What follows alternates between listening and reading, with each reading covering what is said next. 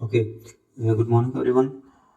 जैसे कि हमने प्रीवियस लेक्चर में डिस्कस किया था कि एक नया टॉपिक स्टार्ट करेंगे बिकॉज स्ट्रेन एनर्जी का टॉपिक लगभग कंप्लीट हो गया था हमारा। तो आज हम एक छोटा सा टॉपिक करेंगे, ज़्यादा टाइम नहीं लगेगा उस पर, क्योंकि वो टॉपिक ऑलरेडी कहीं ना कहीं बीच में आता रहा है। हमने इतनी बार उसके बारे में डिस्कशन किया है कि प्लेन स्ट्रेसेस क्या होती हैं, सिग्मा 3 जीरो कर देते हैं, कब क्या कैसे करते हैं, तो उस चीज़ के बारे में थोड़ा सा डिस्कशन करेंगे।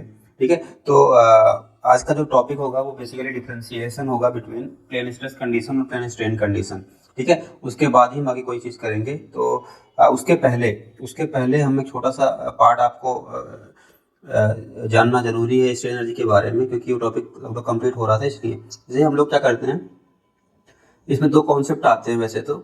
आप जैसे लोड वर्सेस डिफॉर्मेशन का कार्य जब बनाते हो, यहाँ पे मैंने लोड वर्सेस डिफॉर्मेशन बनाना है, तो उसमें मैंने बताया था कि आपको एक तो इलास्टिक रेंज मिलता है, उसके बाद एक प्लास्टिक रेंज मिल जाता है। यस और नो?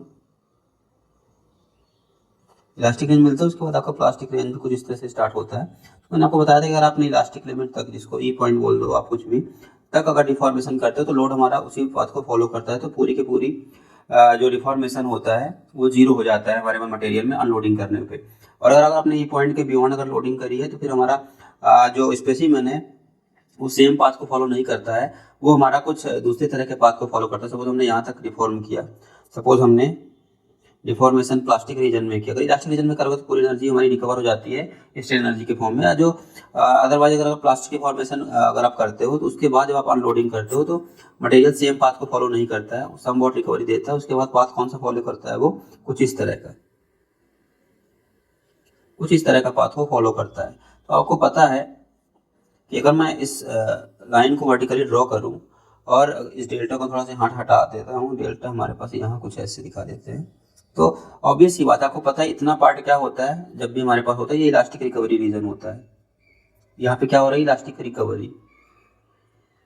और इतना स्ट्रेन हमारे पास क्या हो गया मटेरियल में, वो बोलो कि परमानेंट सेट हो गया। ठीक है, permanent strain because of permanent strain, उसको हम रिकवर नहीं कर सकते। ठीक है, अब यहाँ पे दो छोटे छोटे कॉन्सेप्ट आते हैं आपके पास। तो अगर कोई पूछे कि आपके पास इलास्टिक स्ट्रेन एनर्जी कौन से वाले पार्ट है, तो अगर आपने प्लास्टिक रीजन में भी डिफॉर्म किया है तो जो इलास्टिक रिकवरी हुई थी, इसको इस रीजन को आप बोलोगे इलास्टिक रीजन, या बोलो इलास्टिक स्ट्रेन एनर्जी, जो कि पूरी की पूरी रिकवर हो जाती है, इलास्टिक स्ट्रेन एनर्जी। और क्या है हमारे पास जो दूसरा वाला पार्ट है, जिसको मैं दूसरे डायग्राम दूसरे लाइन से कर देता हूँ शेडेड, तो ये जो पार्ट अनरिकवर्ड रह गया, जो कि हमारे पास रिकवरी नहीं हुई because of the permanent strain, इसको बोला जाता है हमारे पास इन इलास्टिक स्ट्रेन एनर्जी। ठीक है, आपको ये चीज याद रखनी है, कभी कभी ये टर्म्स यूज होते हैं, इलास्टिक स्ट्रेन एनर्जी। मैंने बताया था कि प्लास्टिक रीजन में क्या होता है, यही पार्ट हमारा किस में कन्वर्ट हो जाता है, this part converts into the heat, ये हीट में कन्वर्ट हो जाता है और ये नॉन रिकवरेबल होता है। ठीक है, नॉन रिकवरेबल, इसका हमें पूरा का पूरा लॉस होता है जब भी हम मटेरियल को प्लास्टिक रीजन में स्ट्रेचिंग करते हैं और उसको लोड रिमूव करते हैं, तो ये हमारा नॉन रिकवरेबल होता है, इसकी रिकवरी हम नहीं कर सकते। रिकवरी कितने पार्ट की होती है, जो इलास्टिक वाला पार्ट होता है उसकी रिकवरी होती है, बाकी चीज हमें एज अ लॉस ही देखनी पड़ती है अनलोडिंग करने पे। ठीक है, तो ये चीज आपको ध्यान में रखनी है, क्योंकि इन इलास्टिक स्ट्रेन एनर्जी का कॉन्सेप्ट आ जाता है तो आपसे ये पता होना चाहिए कि कौन सा वाला पार्ट की बात वो कर रहा है इस डायग्राम के थ्रू। ठीक है, अब एक छोटा सा और कॉन्सेप्ट आता है हाइड्रोस्टैटिक स्ट्रेन एनर्जी का, भी बात की जाती है किसकी, हाइड्रोस्टैटिक।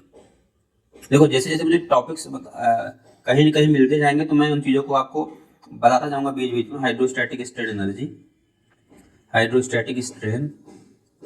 एनर्जी, ठीक है, उसके बारे में आपको चिंता नहीं करनी है, बिकॉज जिससे कि आप ये सारे टर्म से फेमिलियर रहो कहीं ना कहीं। ठीक है, तो हम लोगों ने जब टोटल स्ट्रेन एनर्जी का कॉन्सेप्ट देखा था, टोटल स्ट्रेन एनर्जी का, तो वहाँ पे हमने एक इक्वेशन डिराइव करी थी कि टोटल स्ट्रेन एनर्जी क्या होती है, 1/2 ही सिग्मा 1 का स्क्वायर प्लस सिग्मा 2 का स्क्वायर प्लस सिग्मा 3 का square minus 2 mu product of sigma 1 sigma 2 plus sigma 2 sigma 3 plus sigma 3 sigma 1। ये हमने पढ़ा हुआ है पहले से कि ऐसा कुछ होता है। अब क्या होता है जब हाइड्रोस्टैटिक स्ट्रेन एनर्जी की बात की जाती है तो बेसिकली वो क्या बात कर रहा है, आपको पता है कोई सा भी हाइड्रोस्टैटिक का मतलब समझ लो पहली बात तो फ्लूइड से, कोई भी हमारे पास फ्लूइड का एलिमेंट है, कोई भी हमारे पास फ्लूइड का इस तरह का एलिमेंट है, अब उस पर क्या होता है, प्रेशर फोर्स अप्लाई होता है। देखो pressure and stress are almost the same, एक एक्सटर्नल होती है और एक इंटरनल होती है, इसलिए मैंने यहाँ पे प्रेशर से दिखा दिया। हाइड्रोस्टैटिक का पार्ट वही है, जब भी कोई फ्लूइड एलिमेंट रेस्ट पे होता है तो उस पर प्रेशर फोर्स लगता है in all from all direction. तो आप इसको इस तरह से बोल सकते हो कि इन केस ऑफ हाइड्रोस्टैटिक एटमॉस्फेयर हमारे पास सिग्मा 1 बराबर हो जाता है सिग्मा 2 बराबर हो जाता है सिग्मा 3 और उसकी वैल्यू हो जाती है -p। अब चाहे वो स्ट्रेस के टर्म में आप बोल दो या pressure, because units are same, इसीलिए आप इसको स्ट्रेस लिख सकते हो। उस केस में क्या होगा, उस केस में आपके पास u की वैल्यू निकल के आ जाएगी क्या, 1/2e, यहाँ पे पुट कर दो, p को पुट करो ऊपर में तो क्या आ जाएगा 3p² प्लस 2 म्यू, और सिग्मा 1 सिग्मा 2 सारे p ही हो गए तो हमारे पास कितना जाएगा 3p हो जाएगा ना, 3p² यहाँ पे भी आ जाएगा। तो ये क्या निकल के आ गया हमारे पास, u is equal to 1/2e, 3 यहाँ पे 3p² हो गया था हमारे पास, ठीक है 3p² कॉमन ले लो दोनों से, अंदर में क्या बचेगा 1 + 2 म्यू, ये बचेगा, यस और नो, 1 + 2 म्यू बचेगा। अब आपको पता है ये आपको चीज आपको पता होनी चाहिए कि अगर हमारे देखो हाइड्रोस्टैटिक की बात हो रही है बेसिकली, तो जब मैंने बताया फ्लूइड का जब भी केस आएगा तो वहां पे बल्क मॉडुलस का कॉन्सेप्ट आता है। आपको पता है कि k इक्वल टू क्या होता है, k equal to E/3 1 - 2 mu, ऐसा कुछ होता है। एक मिनट, हमने कहीं पे गड़बड़ की है क्या, सिग्मा 1 सिग्मा 2 माइनस, अच्छा माइनस माइनस ले लिया है तो यहाँ पे क्या हो गया प्लस हो जाएगा, साइन का देख लेते हैं एक बार, सिग्मा 1 सिग्मा 2 -p, ठीक है। अच्छा यहाँ पे माइनस प्लस साइन कैसे ले लिया, यहाँ पे माइनस साइन था ना, ये माइनस साइन रहेगा ही यहाँ पे, ठीक है, यहाँ पे माइनस साइन रहेगा बिकॉज सारे टर्म माइनस है तो हो जाएगा -2 में, तो ये -2 में, तो k की वैल्यू ये होती है। तो बैक सब्स्टिट्यूट करोगे तो क्या आ जाता है हमारे पास p² 2 टाइम्स ऑफ k। तो कितना सिंपल सा रिलेशन आ गया, ये हम देखो हम लोगों ने निकाला भी था वैसे तो, बट वहाँ पे हमने सिग्मा के टर्म्स में लिखा था, यहाँ पे प्रेशर के टर्म्स में। तो हाइड्रोस्टैटिक जब भी प्रेशर अप्लाई होगा तो वहां पे आपके पास जो स्ट्रेन एनर्जी निकल के आएगी, इसको बोलते हैं hydrostatic strain energy. Hydrostatic strain energy कोई स्पेशल नहीं है, हाइड्रोस्टैटिक स्ट्रेन एनर्जी, बस क्योंकि आपके पास एक स्पेशल केस है जिसको अलग से नाम दे दिया गया है, इसीलिए मैंने इस कॉन्सेप्ट को यहाँ पे लिया, ठीक है। p²/2 याद रखना, p क्या है प्रेशर है, आप चाहे तो स्ट्रेस ले लो, यहाँ पे हमने प्रेशर के टर्म्स में लिखा है, k क्या है बल्क मॉडुलस है, ठीक है। हमारे पास क्या था बल्क मॉडुलस, ये क्या था हमारे पास, दिस वॉज बल्क मॉडुलस, ठीक है। तो बल्क मॉडुलस के साथ तो ये देखो किस फॉर्म में है, यूजुअली हाइड्रोस्टैटिक प्रेशर के फॉर्म में, सिग्मा²/2 ही आपने लिखा था ना सिंपल टेंशन में, हाइड्रोस्टैटिक स्ट्रेन एनर्जी हो गया। अब सिंपल स्ट्रेन में क्या आपने लिखा था, सिग्मा²/2e था वहां पे सिंपल टेंशन में, यस और नो, सिंपल टेंशन में यही था। ऐसे सिंपल हमारे पास सीयर में क्या आ रहा था, τ²/2g आ रहा था, ठीक है। तो देखो ये पर यूनिट वॉल्यूम है, सारी चीजें ये सिंपल सीयर में आ रहा था। देखो ये सारी चीजें एक तरह के सिंपल सीयर एक तरह की ही लगभग लग रही हैं, बस आपको ध्यान में रखना है कहाँ ई आएगा, कहाँ जी आएगा, कहाँ के आएगा, डिपेंडिंग अपॉन द सिचुएशन, ठीक है। तो आपको ये याद रखने में आसानी होगी, इसलिए मैं तीनों फॉर्मूले को यहाँ पे लिख दिया just for the easiness of understanding, ठीक है। सो इतना ही पार्ट था हमारे पास, दो नए टॉपिक्स थे, बोलो कि या बोलो नए एक पार्ट्स थे, सेमी टॉपिक जो हमने अभी तक कवर किया, एक हाइड्रोस्टैटिक स्ट्रेन एनर्जी और दूसरी क्या थी इनइलास्टिक स्ट्रेन एनर्जी, जिससे कि आपको कॉन्सेप्ट पता रहे, ठीक है। अच्छा जब मैंने प्लास्टिक रीजन वाले में बात की थी स्ट्रेन एनर्जी की, तो मैंने बोला था कि वहाँ पे हीट के फॉर्म में भी लॉस होती है, ये मैंने बता दिया। कौन सा वाला पार्ट लॉस होता है हीट के फॉर्म में, इनइलास्टिक वाला पार्ट, इलास्टिक वाला पार्ट पूरा पूरा रिकवर्ड हो जाता है, इनइलास्टिक वाला पार्ट हीट के फॉर्म में हमारा लॉस्ट हो जाता है, ठीक है। तो जो हमारी स्ट्रेन एनर्जी होती है उसका जो मेजर पोर्शन होता है वो क्या इंटरनल एनर्जी के फॉर्म में जो हमने देखा था स्टोर होता है, और उसी इंटरनल एनर्जी की जब रिलीज करने का टाइम आता है तो कुछ फॉर्म किस में हो जाता है, हीट के फॉर्म में लॉस हो जाता है, और कुछ फॉर्म में इलास्टिक स्ट्रेन एनर्जी के फॉर्म में रिकवर हो जाती है, जिसको हम कैलकुलेट कर सकते हैं इजीली, ठीक है। तो ये था हमारे पास छोटे छोटे कुछ पार्ट्स थे डिस्कशन में। अब आ जाते हैं अपने मेन पार्ट पे, मतलब ये बोलो कि मेन जो टॉपिक है आज का, प्लेन स्ट्रेस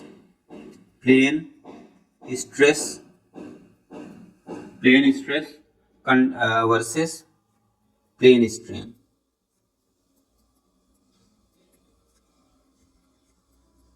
ठीक है, plane stress versus plane strain. अब देखो इसमें क्या है, अगर आपको इसको डिटेल में करना है तो आपको कुछ चीजें समझनी पड़ेंगी। तो जब भी हम प्लेन स्ट्रेस की बात करते थे क्या करते थे, हम कुछ इस तरह के एलिमेंट बनाते थे 2D में, 3D में हम नहीं जाते थे, बट यहाँ पे मैं 3D एलिमेंट बना रहा हूँ, ठीक है, 3D एलिमेंट बना रहा हूँ, और उस पर मैं क्या कर रहा हूँ, केवल आपके पास ये लोड स्ट्रेसेस ऐसे लगा रहा हूँ, सिग्मा 1 और सिग्मा 2, ठीक है। आप चाहो तो इधर भी लगा लो, सिमिलरली सिग्मा 2 इधर भी आ जाएगा, ठीक है। यहाँ पे एक प्लेन छूटा हुआ है हमारा तीसरा वाला प्लेन, जिस पे हमने कुछ नहीं लगाया हुआ है, ठीक है। तो याद रखना मैं इसको भी एनालॉगस फॉर्म में ही आपको समझाऊंगा, जिससे कि थोड़ा चीजें आपको इजी लगे, समझ में भी आए, ठीक है। ये भी सिग्मा 1 ही है, ठीक है। तो यहाँ पे देखो क्या दिख रहा है आपको कि दो हमारे पास डायरेक्शन है जिनमें स्ट्रेस लग रही है, तो हम हमेशा क्या बोलते थे, सिग्मा 3 0 होगा, सिग्मा 3 0 होगा। तो देखो यहाँ पे क्या है, प्लेन स्ट्रेस कंडीशन जब भी बोलोगे तो थर्ड प्लेन होगा, उस पर हमारे पास नॉर्मल स्ट्रेस 0 होगी, ये हमेशा याद रखना है। अब अगर आपको इसको स्पेशली आपको इसको करना है कि हाँ सिग्मा 3 0 होगा और क्या 0 होगा, तो याद रखना अगर प्लेन स्ट्रेस कंडीशन है तो जरूरी नहीं केवल सिग्मा 1, या बोलो कि अब इसको इस तरह दिखा सकते हो, सिग्मा अगर 1 को हम रिप्लेस कर दें इससे sigma x sigma y sigma z से, तो आपको ज़्यादा थोड़ा समझ में आएगा, तो वही कर देते हैं, ठीक है। Just a minute, sigma x sigma y और सिग्मा z से रिप्लेस कर देते हैं, ठीक है। तो ये हमारे पास क्या है, ये हमारे पास x डायरेक्शन में सिग्मा x, y डायरेक्शन में सिग्मा y और z डायरेक्शन में y डायरेक्शन में सिग्मा y, z डायरेक्शन वाला पार्ट हमारा 0 है, सिग्मा y और z डायरेक्शन वाला पार्ट हमारा 0 है, ठीक है। अब सिग्मा बस क्या लगती है, नहीं उस पर शियर स्ट्रेस भी तो लग सकती है, तो शियर स्ट्रेस भी आ गई, इसके पास कॉम्प्लीमेंट्री शियर स्ट्रेस भी आएगी, सिमिलरली हमारे पास बाकी प्लेन्स भी आ जाएंगे, ठीक है। तो ये जो हमारे पास कंडीशन है जिसमें शियर स्ट्रेस, इसको क्या बोलते हैं, tau in y direction on x plane, similarly tau in x direction on y plane, कुछ इस तरह से नाम दिया जाता है, आपको ये चीज समझनी है। तो यहाँ पे देखो दो चीजें हुई, सिग्मा z ये तो 0 होगा ही, आपके पास z डायरेक्शन में स्ट्रेस तो 0 हुई है, साथ में क्या होगा, अब मैं स्पेशली लिख दे रहा हूँ यहाँ पे, इसके साथ साथ शियर स्ट्रेस भी 0 होगी। जिस शियर स्ट्रेस में z का टर्म आएगा, shear stress on z plane in x direction and shear stress on x plane in z direction, वो भी क्या होगा, 0 होगा। हम यूजुअली शियर स्ट्रेस की बात नहीं करते थे, लेकिन यहाँ पे स्पेशल केस में मैंने आपको बता दिया है कि ये दोनों पार्ट भी 0 होंगे। तो याद रखना in case of plane stress, in case of plane stress, in case of plane stress क्या क्या 0 रखना है, हमें ध्यान से देखना क्या क्या 0 रखना है। ये तो सिग्मा z की वैल्यू क्या रहेगी, 0, सिग्मा z की value, and shear stress on z plane in x direction और shear stress on x plane in z direction, वो भी क्या रहेगा, 0। ये स्पेशल केस है, याद रखना एक कंडीशन याद रखना, this is the full condition for the plane stress, ठीक है, ये आपको याद में रखनी है, ठीक है। अब देखो ये चीजें तो हो गई, अब ये कंपलसरी कंडीशन है, ऐसा होना ही चाहिए, COMPUL, ये कंपलसरी है, इतना होना चाहिए। अब अगर इसके साथ में कोई बोलेगा सिग्मा एक्स भी मैं 0 कर दे तो हो सकता है, but this condition must be there. अब इसके बाद क्या है, इसके अलावा जो चीजें बची, मतलब क्या बची, सिग्मा एक्स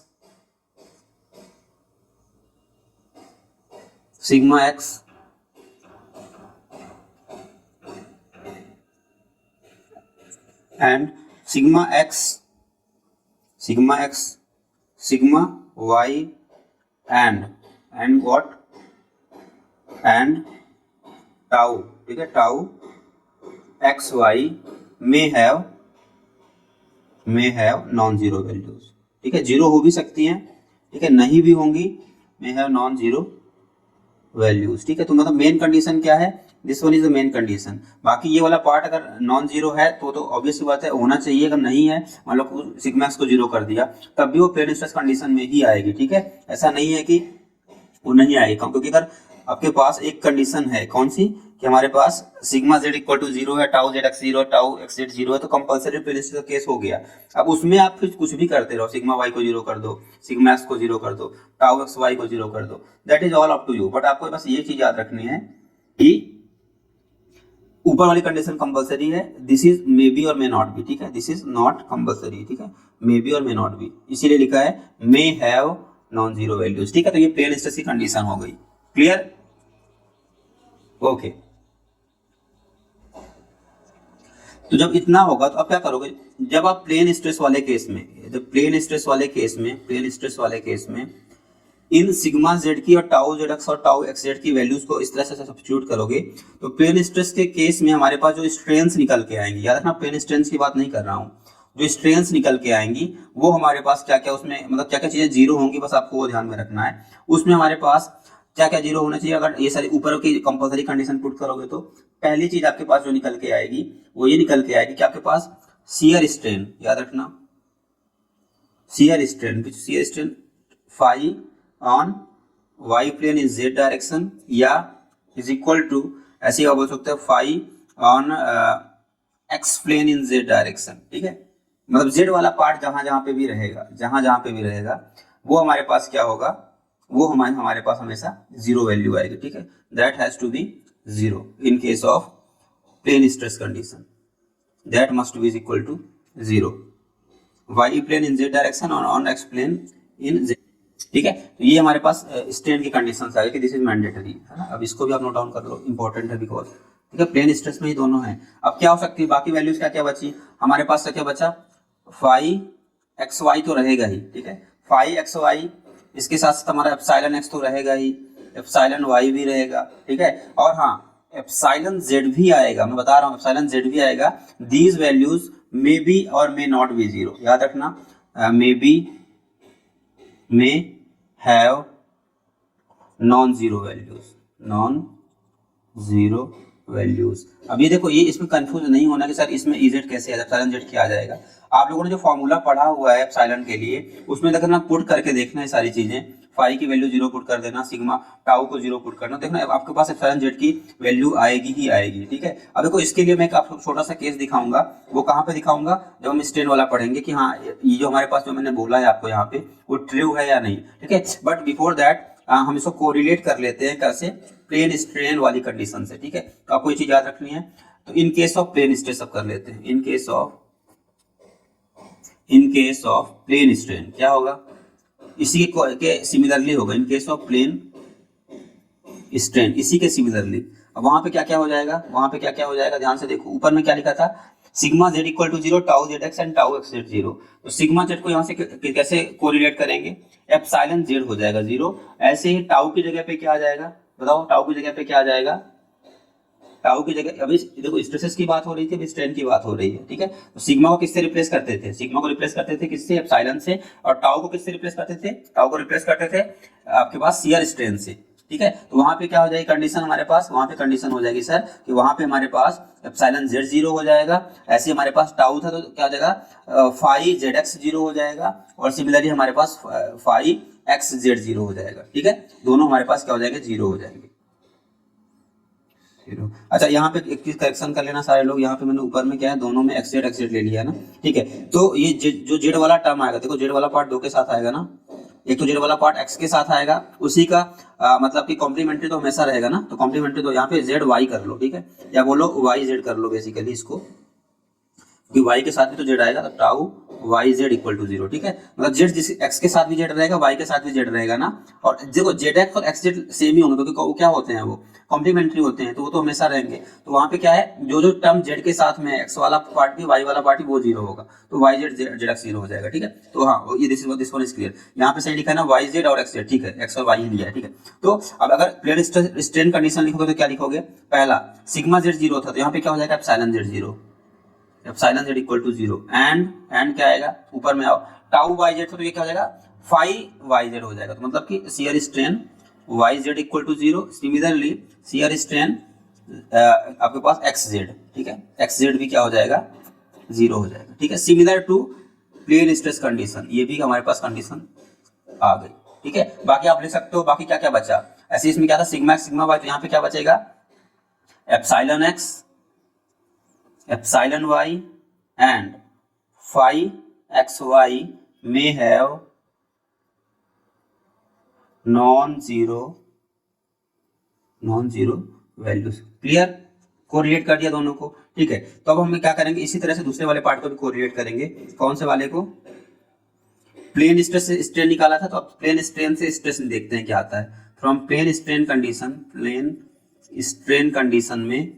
कंडीशन में हमारे पास स्ट्रेसेस क्या निकल के आती हैं वो देखते हैं, स्ट्रेसेस क्या निकल के आती हैं, ठीक है। तो ध्यान दो, जैसे ऊपर में लिखा था क्या था, फाइव वाई जेड और five X Z equal to zero होगा ना, कैलकुलेशन से आती है वो सारी चीजें, जब आप इसको सब्स्टिट्यूट करोगे तो ऐसे है। तो यहाँ पे क्या आ जाएगा, फाइव वाई जेड था, मतलब शियर स्ट्रेन था।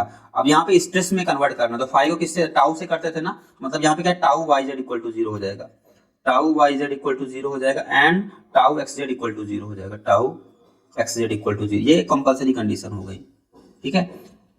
बाकी मे बी और मे नॉट भी क्या हो सकती है, इसी का रिवर्स करो फिर से नीचे वाले में, फाइव एक्स वाई, मतलब कि यहाँ पे क्या देगा, tau X Y, epsilon X है, तो एप्सिलॉन किसमें कन्वर्ट होता है हमारा, सिग्मा एक्स, ऐसे sigma Y and sigma z may have non-zero values. Clear? I hope this thing are clear very much. ठीक है, तो आपको याद रखना है कि प्लेन स्ट्रेन में स्ट्रेस क्या क्या निकल के आती हैं, तो उनकी वैल्यू निकल के नहीं, कौन कौन से जीरो होती है कंपल्सरीली. ठीक है, तो ये भी हमारे पास क्या है, यहाँ पे भी कंपल्सरी कंडीशन है. कौन सी है? कंपल्सरी. ये कंपल्सरी कंडीशन है. ऐसे इसमें प्लेन स्ट्रेन कंडीशन में स्ट्रेसेस में ये कंपल्सरी है. ऐसा होगा ही, बाकी चीजें हो ना हो हमें मतलब नहीं है, वो हो भी सकती है, नहीं भी हो सकती. सिमिलरली यहाँ पे ये क्या है, ये क्या है, कंपल्सरी है. बाकी हमारे पास कंडीशंस है कि ऐसा होगा ही. जब भी हम प्लेन स्ट्रेस कंडीशन में स्ट्रेंथ निकालेंगे तो ये इतना पार्ट तो जीरो होगा ही, बाकी चीजें जीरो नहीं होते. अभी कैसे होती है, इसके लिए मैं एक छोटा सा आपको एग्जांपल दे रहा हूँ. आपको मैंने क्या कराया था, आपको मैंने प्रिंसिपल स्ट्रेंथ से स्ट्रेसेस निकलवाई थी ना. आप लोग, मैं बैक ले जा रहा हूँ, आपको ध्यान देखना. मैं आपको दिखाऊंगा सिग्मा जेड जो मैंने यहाँ पे लिखा है मे हैव नॉन जीरो वैल्यूज. तो वो प्लेन स्ट्रेस में कैसे सिग्मा जेड की वैल्यू आती है मैं आपको दिखाने जा रहा हूँ. ठीक है, ध्यान से देखना सारे लोग.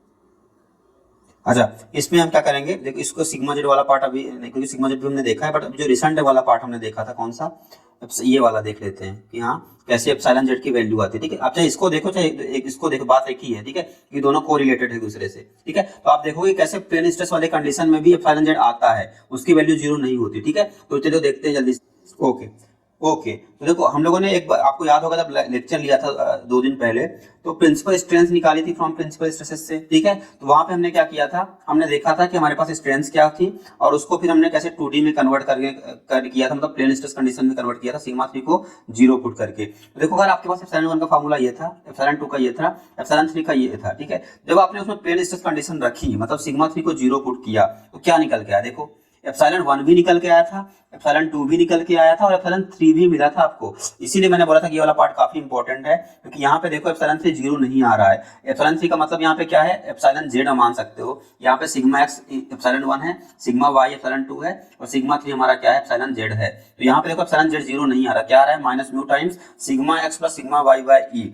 ठीक है, तो याद रखना प्लेन स्ट्रेस कंडीशन का मतलब ये नहीं होता कि हमारे पास थर्ड वाले डायरेक्शन में स्ट्रेन की वैल्यू जीरो हो, ऐसा जरूरी नहीं है. हो सकता है आप 2 डायरेक्शन में स्ट्रेसेस लगा रहे हो तो तीसरे डायरेक्शन में स्ट्रेस की वैल्यू जीरो जरूर आएगी कंपल्सरीली, बट ऐसा जरूरी नहीं है कि स्ट्रेन की वैल्यू जीरो आए. यहाँ पे देखो स्ट्रेन की वैल्यू निकल के आ रही है. ठीक है, देखो कंफ्यूजन सबसे ज्यादा इसी में होता है. हम लोग क्या करते हैं जल्दबाजी में, या सिग्मा 1 सिग्मा 2 बस रहेगा, सिग्मा सिग्मा वाई बस रहेगा और बाकी सारी थर्ड डायरेक्शन में सिग्मा 3 तो जीरो रहेगा ही, स्ट्रेन वो भी जीरो मान लेते हैं. नहीं, वो उसकी वैल्यू आएगी because of what, Poisson ratio. Poisson ratio की वजह से क्या होता है, उस डायरेक्शन में हमें स्ट्रेन की वैल्यू कुछ ना कुछ मिलती है. इसी के कोरिलेशन में क्या होगा, अगर हमें सिग्मा दिया हो और एप्सिलॉन में कुछ वैल्यूज हमें पता हो, तो लास्टली हमें यहाँ पे क्या मिलेगा, सिग्मा 3 भी मिलेगा for the plane strain condition. याद रखना प्लेन स्ट्रेन कंडीशन में हमें सिग्मा 3 भी मिलेगा, हमें सिग्मा 1 भी मिलेगा, सिग्मा 2 भी मिलेगा, सिग्मा 3 भी नहीं मिलेगा इस स्ट्रेन के टर्म्स में. That is again because of the Poisson ratio. वो मुझे नहीं लग रहा कि यहाँ पे है, हाँ यहाँ पे नहीं किया हुआ है हमने प्रिंसिपल स्ट्रेसेस, या फिर हाँ ये भी देखो यहाँ पे भी देख ही लेते हैं. सिग्मा 1 सिग्मा 2 निकाला था. हाँ अब देखो सिग्मा 3 को हमने 0 पुट किया था. जब सिग्मा 3 को हमने 0 पुट किया था, देखो यहाँ पे आपके पास सिग्मा 3 को जब 0 पुट किया था तो आपके पास अगेन एक रिलेशन आया था तीसरे वाले में, सिग्मा 1 भी निकाला था, सिग्मा 2 भी निकाला था हमने, और साथ में हमें एप्सिलॉन 3 की वैल्यू भी इसमें भी मिली थी. ठीक है, एप्सिलॉन 3 की वैल्यू भी मिली थी. तो सिग्मा 1 सिग्मा 2 तो हमेशा कंपल्सरी वहां पे रहेगा ही रहेगा, साथ में सिग्मा 3 भी रहेगा, जो कि आप उस फार्मूले में देख सकते हो इजीली. सिग्मा 3 मतलब सिग्मा जेड, ऊपर वाले में देखो सिग्मा 3 हमारे पास ये इसकी वैल्यू पुट यहाँ पे सिग्मा जेड है. अगर आप उसको पुट 0 पुट करोगे तो हमें कुछ ना कुछ वैल्यूज रिलेशन मिलते थे, जिससे हमने सिग्मा 1 सिग्मा 2 निकाला था. ठीक है, तो आ जाते हैं वापस से अपने जो जहाँ पे हमने वो किया था स्टॉप. हाँ, तो आपने समझ में आ गया ना कि अगर आपके पास प्लेन स्ट्रेस कंडीशन है, अगर आपके पास प्लेन स्ट्रेस की कंडीशन है, प्लेन स्ट्रेस की कंडीशन है, तो वहां पे जरूरी नहीं है कि एप्सिलॉन जेड जीरो. हमने क्या देखा था, आ रहा था म्यू के टर्म्स में कुछ, तो वहां पे एप्सिलॉन जेड की वैल्यू जीरो होनी जरूरी नहीं है. क्या जीरो होना जरूरी है, हमारे पास 5yz एंड 5xz वो होनी जरूरी है. ठीक है, ऐसे जब प्लेन स्ट्रेस की कंडीशन लोगे तो क्या क्या चीजें होती है उसमें, हमारे पास सिग्मा जेड जीरो है, टाउ वाई जेड जीरो है, tau X Z zero compulsory. ऐसे स्ट्रेंथ की क्या कौन कौन सी वैल्यू जीरो आनी है कंपल्सरी, ये 5 वाला. एप्सिलॉन जेड जीरो नहीं आएगा. ठीक है, ऐसे जब हमने प्लेन स्ट्रेस की कंडीशन की है तो वहां पे भी क्या है, उसी के कोरिलेशन में ये सारी चीजें जीरो होंगी. और वहां पे भी क्या जीरो नहीं होगा, सिग्मा जेड जरूरी नहीं है कि जीरो हो, सिग्मा जेड की कुछ ना कुछ वैल्यू हमेशा आएगी. तो आपको ये चीज याद रखनी है क्योंकि हम क्या करते हैं फ्लो में इसको भी जीरो कर देते हैं। सिग्मा जेड अगेन जीरो होगा अगर हमारे पास प्लेन स्ट्रेन की कंडीशन है, तो वहां पे सिग्मा जेड को जीरो कर देते हैं। ऐसा नहीं है, प्लेन स्ट्रेन की कंडीशन है तो मतलब हमारे पास क्या है, हम क्या करेंगे, एप्सिलॉन जेड को जीरो पुट करेंगे, ना कि सिग्मा जेड को जीरो पुट करेंगे। ठीक है, सिग्मा जेड कुछ भी वैल्यू आ सकती है, बट कंपलसरी क्या है, एप्सिलॉन जेड हमेशा जीरो होगा। सिग्मा जेड में और मे नॉट भी जीरो, बाकी चीज आपको पता है कि वो आ जाती है, sigma sigma Y tau X Y, तो हम कई बार देखते हैं, बट सिग्मा जेड का यूजली जिक्र नहीं करते हैं वहां पे। ठीक है, याद रखना प्लेन स्ट्रेन में भी अगर आप स्ट्रेसेस निकाल रहे हो तो कौन कौन से स्ट्रेसेस जीरो होंगे कंपलसरी, टाउ वाई जेड और tau X Z, but sigma Z जरूरी नहीं है कि जीरो हो, याद रखना। प्लेन स्ट्रेन में सिग्मा जेड का जीरो होना जरूरी नहीं है, ऐसे ही प्लेन स्ट्रेन में सॉरी प्लेन स्ट्रेस में एप्सिलॉन जेड का जीरो होना कंपलसरी नहीं है। ठीक है, तो I hope these things are very clear to you. Plane stress क्या होती है, प्लेन स्ट्रेन क्या होती है, कैसे हम डिफरेंशिएट करते हैं, कैसे हमने कोरिलेट किया जिससे कि हमें याद रहे। ठीक है, मेन पर्पस क्या है, याद रहना है। ठीक है, तो वो याद रहे, तो इसको इस तरह से आप स्टडी करो, और कोई डाउट होता है तो ask me in the doubt section. ठीक है, तो आज के लिए इतना ही करते हैं, ऑलरेडी टाइम हो चुका है काफी ज्यादा। सो मिलते हैं अगले लेक्चर में एवरीवन, बाय बाय।